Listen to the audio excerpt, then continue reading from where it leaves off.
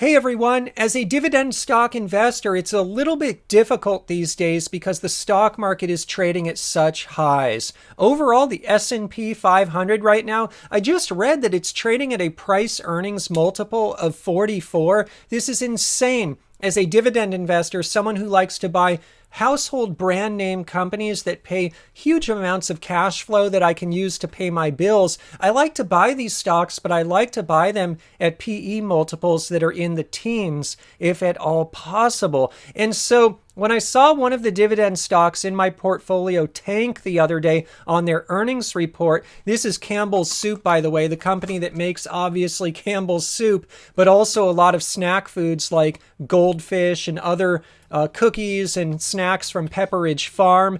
When I saw them drop 6-7% in a single day, it really caught my attention because Campbell's Soup right now is trading at a price earnings multiple of 15. This is a huge value, in my humble opinion, as compared to the overall stock market and as compared just to the inflationary environment we're in right now. With inflation going really strong right now, honestly, that's one of the reasons that that analysts didn't like their earnings report so much. I'm going to dig into that in a lot of detail today. But with inflation so strong, I like to hedge my assets in world-class dividend stocks that can pay cash flow that I can use to pay my bills. I have a lot in store today, everyone. Get ready for an exciting dividend investing video.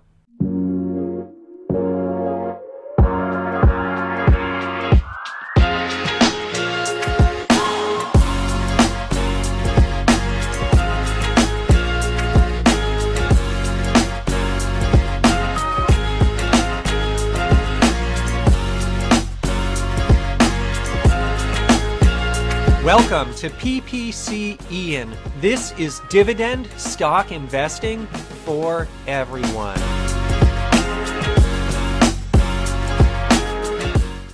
All right, everyone. I want to start off today with some information from Campbell's Soup Company, and then I'm going to get into my personal financial analysis. So check it out on the screen right now. This is the earnings report that they just released. This was their Q3 earnings, I guess, for their fiscal 2021. And you can see on the left-hand columns the 3 months ended. I want to talk about some of these numbers. So obviously sales are down, and sales are down because we're comping the pandemic. And during the pandemic, everyone was stocking up on snack foods and soups and other foods that they could eat at home. And I think now that the pandemic is ending, a lot of people are getting out and about to restaurants again. And so sales were expected to be down, and they're down 11% year over year GAAP, 12% organic. Now, in terms of earnings, however, let's just jump down here to diluted earnings per share, and I look at the adjusted one.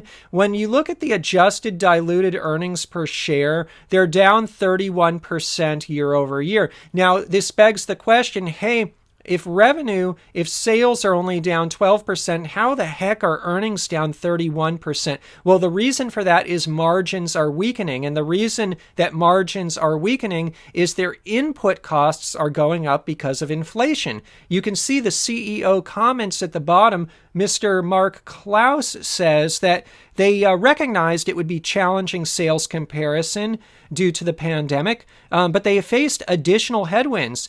Our results were impacted by a rising inflationary environment, short-term increases in supply chain costs, so on and so forth. And so this is something overall to be aware of as a dividend stock investor, as a stock market investor. There are different types of companies, and companies that produce software, for example, the input costs, I guess there's the labor and the employees, but margins tend to be really high, and there aren't these really expensive input costs. But when you're making something like soup, and you want to make a good quality soup, you want to make I love this stuff after I go running, lots of salt in it, perfect for athletes, but you want to make good quality goods, there's a lot of input costs with something like this. And so we're starting to see this as dividend investors, not only with Campbell's Soup, but I think I saw something really similar with Kimberly-Clark as well. They make the toilet paper. Love that company. Another big holding of mine. That's a core stock. Campbell's Soup is an ancillary stock. But we're starting to see this. And what's going to happen eventually, quite frankly, is these companies are going to have to make a decision. Either they're going to lower their input costs and they're going to skimp on quality. I really hope they don't do that. I don't want to see quality go down. But the other solution is they're going to have to pass along price increases to the customer. And so what we're seeing at Campbell's so far is in Q3, fiscal Q3, they haven't done that yet. They haven't started passing along the costs to the consumer, at least enough to offset the input costs. And so therefore, margins got squeezed. But I think over the long run, if this inflation is not just transitory, but it's here to stay, they're going to have to pass it along to the customer. And that's why I like having my money in assets, in dividend stocks versus in just fiat currency, because the value of fiat currency is evaporating before our eyes. Let's keep going. Check it out on the screen right now. And so the next slide that I want to show is just a quick operating review of Campbell's. I thought this was interesting because a lot of people don't really understand this little company, and I thought I'd take this opportunity just to share what do they do. Well, they create meals and beverages, and so the soups, and also they own the like V8 tomato juice, for example. That's their, I think would be considered their beverages. And then they have snacks. And in terms of snacks, they've got some good ones. They've got Goldfish. They've got Pepperidge Farm. They purchased Snyder Lance. And so they've got all of those beautiful pretzels like Snyder's of Hanover. They also make the Cape Cod potato chips and late July tortilla chips. So a lot of good snacks as well. And you can see that meals and beverages, snacks, it's about 50-50, but it's skewed towards the meals, beverages a little bit more there. So overall, a diversified food company that has real input costs that they have to deal with. But I would say overall, I'm a big fan of Campbell's because these days, busy people like you and me, people like to snack. People who are on the go need a quick meal, quick soup, for example. I like the niche that Campbell's is in. And one thing I would say about Campbell's overall is they're coming out of a period where they've had some acquisitions that didn't work out so favorably. And so for the last few years, they've been unwinding some bad acquisitions, some worse than others. And they're now starting to transform the company again. And so some people look at Campbell's and they're like, Ian, why do you invest in this? I'll show you in a few minutes, but the stock chart doesn't look so good in the last few years. It's misleading because it's a turnaround. It went through a few years of bad times, but they're getting back on their feet right now. And when I look at their financials, they're looking pretty good. So let's keep going. Check it out right now. And so the next slide that I want to show is something of news that I noticed when I was researching Campbell's for this video. This was disappointing to me. One of the reasons actually that I like Campbell's Soup, or one of the things I really like about them, is I'm a parent of 2 kids, and one of the things that we love stocking up on are Plum Organics. Plum Organics makes those pouches. They also make some bars and snack foods for kids on the go. But it seems like Campbell's, unfortunately, I was hoping they would keep this acquisition. They unwound most of their acquisitions. I was hoping they would keep Plum. Unfortunately, they did not. They decided to sell it to the Sun-Maid cooperative of growers in the greater Fresno, California area. And so shout out, by the way, if I have anyone here from Fresno, put in the comments below. I'd love to know, but they're growing a lot of the food there, a lot of the crops, and the raisins, for example, that Sun-Maid offers right there out of Fresno. But here's Plum Organics, just what we had. They had this Mighty Snack Bars, and they make the Jammy Sammy as well. And so these are 2 products that we keep in stock at our home from time to time if we're out and about with the kids. It's a good quick snack. And so unfortunately, that is being sold off, but it will shore up the balance sheet, which honestly is something I think is going to be important for Campbell's, especially when I looked at their cash flow statement, which I want to share in a minute. So check it out on the screen right now. With all of that, I want to go into the balance sheet. So you see this really here. This again is from their Q3 earnings report. And what you see is overall assets are about 11.7 billion. And in terms of debt, it looks like current assets, current liabilities are both down. But when you look at long-term debt, it's at about 4.997 billion, which is down from the period a year ago, which is nice. So they're paying down debt. And I think when they sell off Plum Organics, they're going to use some of those proceeds probably to pay down more debt. I think that's important because then with less debt, they'll have less debt service. And overall, though, what I would say is they have shareholders' equity, which is rising year over year, which is nice to see at about $3 billion. A lot of these companies these days aren't managing their balance sheets so well. I would say one thing Campbell's has done really well over the last few years is bouncing back from that string of acquisitions that they went on and shoring up the balance sheet. And now they have a nice amount of equity and debt is coming down. And you can see total debt is actually down at 5.2 billion versus almost 6.7 billion in the year ago period. And so balance sheet is getting better and better. I commend management for that. But what I do want to do is show you the cash flows as well, because there are some things in there that I noticed that, look, no stock is perfect. And in this market, if a stock is trading at a PE of 15, it's trading at a PE of 15 for a reason. And for me as an investor, I need to take bets and I need to have enough of a reason to go for something, but I need to get in it before they turn it around 100% because that's the only way I can unlock value for myself. I don't want to buy this thing when it's already at a PE of 20, for example. So check it out on the screen right now. And so what I want to show you is the statement of cash flows. And what we see on the statement of cash flows is let's start with the net cash provided by operating activities. So this is the 9 months period, and net cash provided by operating activities, it is down year over year. And it's hard to compare year over year, quite frankly, with this stock because there's been so much change. They've been selling off so many business lines. And so what I do want to look at, though, here is the May 2, 2021 column. That's the main column I'm focused on, the 9 months ended May 2, 2021. So let's just look at this. They're getting 881 million net cash from operating activities for those 9 months. But then you can see investing activities, net cash provided in or used by investing activities. They lost some money there, minus 177. And honestly, what you see there is purchases of plant assets, aka capital expenditures.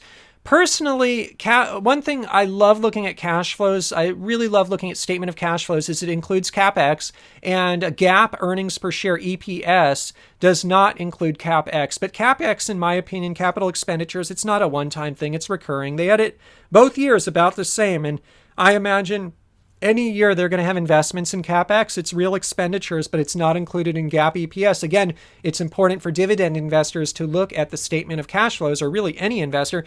But now let's keep going. It shows net cash used in financing activities, and it's a negative $1.3 billion. And so when you literally drop all the way to the bottom, it shows net change in cash and cash equivalents. And in the last 9 months, from a cash flow perspective, cash has been flowing out of the business. They've lost cash flow, minus 650 million. And so that's not something that you would necessarily see when you look at the GAAP earnings per share. Now, you can also see on here dividends paid, and dividends were about 327 million. You can see, honestly, in the scheme of things, that's not too big. And so I think the dividend is pretty sustainable. But what I'm taking away from these cash flows is, first and foremost, this kind of thing fluctuates year to year. It's hard just to look at it as kind of a micro view like I'm doing here, because it bounces around so much, because they refinance debt, they take on more debt, they pay down debt. It can throw the cash flows all around. But what I do take away, quite frankly, is the cash flows could be improved. They're running a negative cash flow the last 9 months, and I can see why they're selling off Plum Organics, quite frankly, because I think they want to reduce some of their debt. I think they want a little bit more cash on hand, and who knows, maybe they'll buy back some shares so that with fewer share count, they don't have to pay out so much dividends. The net amount of dividends that go out would be lower if there are fewer shares, even though the dividend per share is the same or more.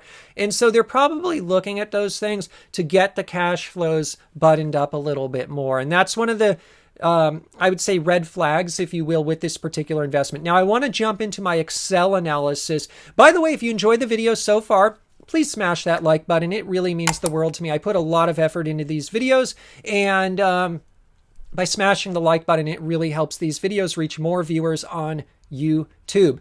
Also, please go ahead and subscribe. I have so many videos on the way. You do not want to miss them. And if you like my comments today about inflation, by the way, check out my crypto channel. I talk about that, or I'll link to it in the pinned comment below. And I talk about inflation there from time to time. I own Bitcoin. One of the reasons I do own Bitcoin is it's a hedge against inflation for me, because I personally believe that the inflation we're facing, it's not so transitory. I think we are seeing a spike in inflation now, and maybe prices will come a little bit lower, say 9 months to a year out, but this is a trend we're on, in my humble opinion. And anyway, let's keep going. Check it out on the screen right now. And so the next thing, actually, before I get to my Excel analysis, is a stock chart.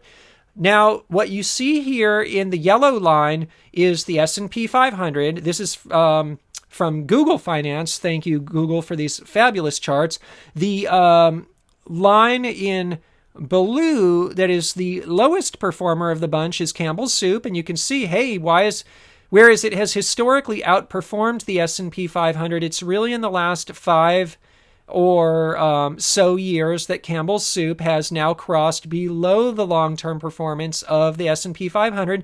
But I look at something like that as a contrarian dividend stock investor as an opportunity. You can see the orange line is General Mills, another CPG food stock I own that I like. That one is basically keeping up with the S&P 500. It looks like it's actually just barely underperforming it. But I include both of those because it's a competitive set, and you would expect them to perform somewhat similarly. And I think there's something to be said here that consumer packaged good food stocks over long periods of time, they're kind of keeping pace with the S&P, but they're not beating it so much. But then you look at CPG food that specializes in snacks and sodas, like Coca-Cola and Pepsi, which I also include. Coca-Cola is the purple line.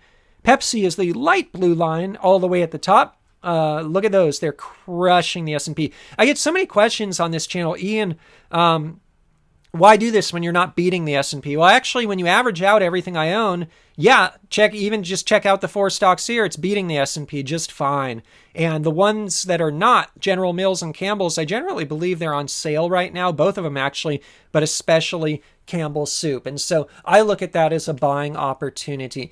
Anyway, now is time for my financial analysis. Check it out on the screen right now. And if you're on my Patreon, by the way, you will be able to download this analysis if you're a Thug Life Investor level patron. If you are not on Patreon, I'll link to it in the pinned comment below. Check it out. I got a lot of really good stuff on Patreon, and the Thug Life level investors get my analysis, but all patrons get my videos. I have a lot of bonus videos over there. I think 35 of them now. It's only $3 a month. You can cancel at any time, and give it a test. See what you think. It is really awesome in my humble opinion, and it's a great value in my humble opinion. All right, so Campbell's is trading at $45.72. That's after it dropped like 6-7% in a single day. Its forward PE is a 15. Both this year and next year. It's not really growing very quickly, according to analysts.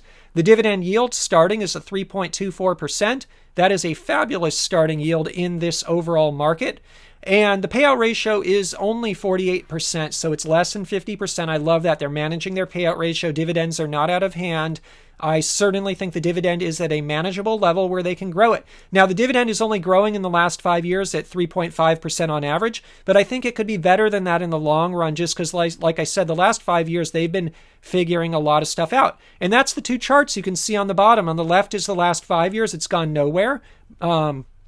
But over the long run, on the chart on the right, it's done just fine. And so I love buying stocks when they've done nothing or gone down for 5 years, especially world-class like Campbell's Soup. It's a $14 billion company, so smaller company, which I also love.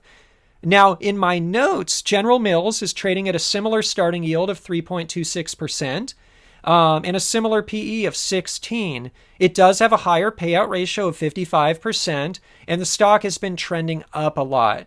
Well, I wouldn't say a lot, but it's been trending up. And so that's just a comp with General Mills.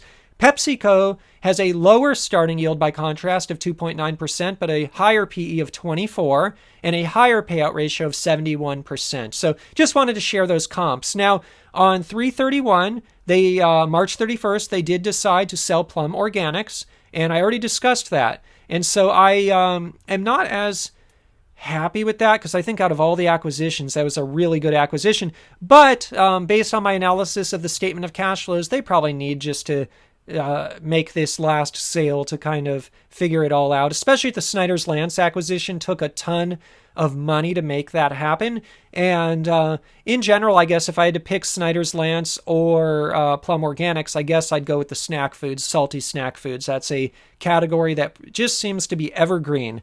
And so I list some of their brands here. And so there you see the V8. You may not know they also make Prego, Pace, Swanson, Cape Cod chips. Oh, Emerald Nuts as well, which is a great one. So much more. Pop Secret, you might have not even know. I didn't know until I did this presentation. Now, in terms of the results, we know that sales are up and EPS is way down because of those input costs. And the net margins now are at about 8%. But it was not 11% if you look at the 9-month period, 8% for the last 3 months. So you can see net margins have fallen from 11% to 8%, but the balance sheet is improving. And so there's, honestly, this is a company in flux right now. This is a company that, has been going through 5 years where they've been unwinding acquisitions. They did well during the pandemic. They're getting a bit hit now out of the pandemic, not only because consumers are slowing down on these types of purchases, but also with the input costs. I tend to believe that they can pass these costs along to the customer over the long run. And quite frankly, at a PE of 15, even if I am wrong, I am happy with it as is at these prices. Just as is. They don't need to improve the business. At a PE of 15, when the market's at a 44, and they're paying a 3.2% dividend yield starting, I am fine with that because part of my dividend strategy, even if this thing just keeps pace with the S&P, even if this thing underperforms the S&P over the long run, having a company like Campbell's Soup in the portfolio at a PE of 15, it de-risks. It de-risks my portfolio. Well, my portfolio, I guess, is already lower risk because I've acquired most of my positions at lower valuations than they're at now. It's just the market has skyrocketed. But I'm just saying in terms of what I could buy right now, something like this is far less risky than a lot of the alternatives out there. And so I am a buyer of Campbell's Soup at these levels for my personal dividend stock portfolio. Let me know in the comments below what you think of Campbell's Soup. This is an ancillary position for me. It will never be core. By contrast, PepsiCo is core. By contrast, Coca-Cola is core. Kimberly-Clark is core. Campbell's is not, but I'm a happy buyer here. And it's not just like a small ancillary position for me. This one's actually kind of bigger, higher up on the ancillary list for me. All right, everyone.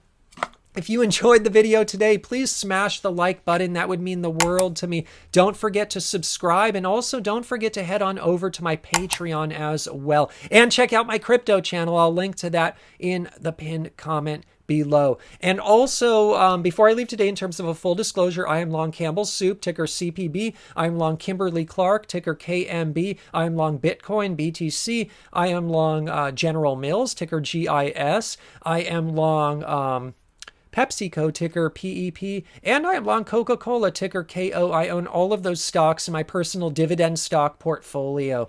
Also, in terms of a friendly disclaimer, today's video is not investment advice. I'm not a licensed investment advisor. Today's video, it's just for your fun and entertainment. If you want to go out and invest in stocks, anything else, please consult your licensed financial advisor first. It's really important to be careful and proceed with caution because the market is trading at all-time highs, and the PE ratios, other than Campbell's Soup, quite frankly, and some other select stocks that I discuss here on my channel, they're pretty aggressive right now. And so it's a risky time as an investor, but I keep pressing forward with my strategy, and my strategy has worked really well in my personal situation for me over the long run.